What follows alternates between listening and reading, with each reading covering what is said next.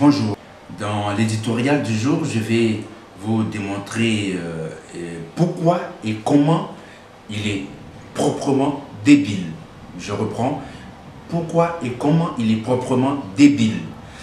J'insiste sur l'expression, ce n'est pas une expression visant à injurier, c'est une expression qui vise donc à choquer pour que les gens comprennent très clairement et très nettement qu'il ne sert absolument à rien d'interdire, d'annuler les manifestations, les marches de l'opposition dans nos pays africains.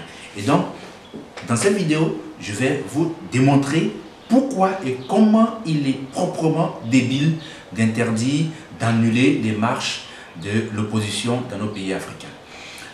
Je vais vous donner un exemple récent que les Ivoiriens ils ont vécu. C'est ce week-end, le week-end dernier, la branche conduite par Aboudraman Sangaré, donc la branche du FPI conduite par Aboudraman Sangaré a entrepris d'organiser sa fête dite de la liberté à Akouré, qui est une petite localité jusque-là inconnue de la Côte d'Ivoire dans les départements d'Alépé. Il se trouve que l'autre branche du FPI, menée par Pascal Affinguesson, a entrepris d'introduire une action en annulation de cette célébration, de cette fête. Le préfet d'Alépé, dans un premier temps, avait donc signé un arrêté annulant, proclamant l'annulation, sinon proclamant le report, la suspension, voilà, c'est l'expression, l'euphémisme administratif pour dire généralement annulé, donc la suspension de ce meeting, de cette rencontre qui a eu finalement lieu. La rencontre a eu lieu, la fête a eu lieu tout simplement parce que la gendarmerie instruite par le préfet a cru bien et a été d'ailleurs très bien avisée de se retirer pour éviter les affrontements, parce que vous avez sans doute vu les images de militants survoltés, d'habitants de ce village qui voulaient en découdre, mais la gendarmerie dans une action d'humilité a salué d'ailleurs, parce que on le sait en Côte d'Ivoire, quand on t'envoie, il faut savoir t'envoyer.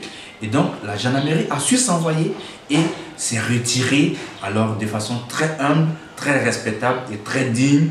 Et la manifestation de la branche FPI Sangaré a eu donc lieu. Le ciel n'est tombé sur la tête de personne, ni sur la tête du préfet qui a donc certainement autorisé que la gendarmerie puisse se retirer dans un élan de sagesse, ni sur la tête des habitants qui s'étaient préparés à affronter les forces de l'ordre, ni sur la tête des militants du FPI qui étaient certainement préparés eux aussi à aller à l'affrontement, encore moins sur la tête des dirigeants. Alors on va faire un peu de fiction. Imaginez un seul instant que cette manifestation avait été interdite et que l'autorité préfectorale avait maintenu le fait qu'il fallait respecter sa décision. Qu'est-ce qui se serait passé? Eh bien, les forces régaliennes qui s'étaient déployées à Akouré auraient usé de la force. Les militants du FPI, les populations qui étaient à Akouré allaient riposter. Eh bien, on allait arriver donc à des blessés, à des violences, voire à des morts. C'est cela qu'on voulait? Non. Alors, je vais maintenant démontrer pourquoi et comment il est vraiment débile d'interdire une marche.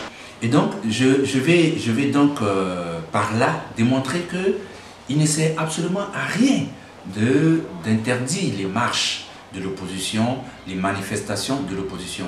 Parce que si cela avait été fait, eh bien, on aurait assisté à des violences. Imaginez l'image de gendarmes qui lancent des gaz lacrymogènes. Ces genres d'images qui ne reprennent pas forcément grand-chose sur le plan de la violence, mais ce genre d'image fait justement les choux gras de la presse internationale, parce que avec la fumée, avec les figures, les visages apeurés, ça alimente la presse nationale et les médias internationaux. Imaginez qu'il y a eu donc cette violence, les femmes en pleurs, des gens enceints, souvent même des personnes qui seraient peut-être mortes, qu'on aurait transportées à la palestinienne, brandies comme des trophées de guerre. Voyez-vous, ce genre d'image, aujourd'hui, à l'heure où je suis en train de vous parler, ferait encore le tour des réseaux sociaux, serait encore en train de circuler sur les médias internationaux, et les organisations internationales se seraient saisies de ces images pour critiquer le pouvoir, pour fustiger la gestion. On allait utiliser donc tous les termes superlatifs pour pouvoir massacrer, critiquer le pouvoir, aussi bien le pouvoir qui a procédé donc à l'interdiction que les personnes qui ont introduit la procédure en annulation. Et donc cela ne servait absolument à rien. Aujourd'hui, la manifestation à Kouré du FPI Sangaré a eu lieu. Le ciel n'est tombé sur la tête de personne. Aujourd'hui, à l'heure où je suis en train de vous parler, plus aucun réseau social ne reprend cette cérémonie, cette manifestation. Les journaux ont fait le deuil de cette cérémonie. Les médias internationaux n'en ont pas parlé. Et la vie continue. Mais ce serait exactement le contraire qui se serait passé si cette manifestation avait été réprimée dans la violence et dans le sang. C'est ça que nous voulons pour notre démocratie? Non. Et c'est pourquoi je dis toujours aux dirigeants africains, de grâce, regardez à vos propres intérêts avant de vous lancer dans des procédures d'interdiction, d'annulation des manifestations de l'opposition. Qu'est-ce qui est plus simple? Interdire une cérémonie, une manifestation qui aurait quand bien même lieu, chauffer à blanc les militants des partis dont les manifestations ont été interdites, créer dans l'opinion le sentiment qu'on a un pouvoir liberticide qui est contre les principes démocratiques, qui brime les libertés, se donner l'image à l'extérieur d'un pouvoir tyrannique. Est-ce que c'est cela qui est plus simple que d'autoriser une marche, de l'encadrer et de placer les organisateurs devant leurs responsabilités? Parce que j'entends très souvent cela, on me dit, oh vous savez, les gens ne sont pas responsables. Oui, mais écoutez, la responsabilité dépend aussi de la personne qui doit valider la cérémonie. Parce que tant que vous encadrez très bien une manifestation, tant que vous définissez ensemble l'itinéraire et qu'il n'y a pas de volonté de vouloir faire du mal ou de piéger son adversaire ou son ennemi politique, eh bien, les choses se font normalement, tranquillement, et le ciel ne tombe sur la tête de personne. Alors, je répète toujours, je dis, la morale de l'histoire dans cette affaire, c'est que autoriser une manifestation, l'encadrer fidèlement, loyalement, est toujours plus simple que de l'interdire. Parce que, je pose souvent cette question, pourquoi donc il faut faire compliqué ce qui est pourtant très simple? Voilà la problématique que je voulais soulever. J'espère que vous avez compris un peu ce à quoi je voulais en venir. En résumé donc, il ne sert à rien d'interdire une manifestation.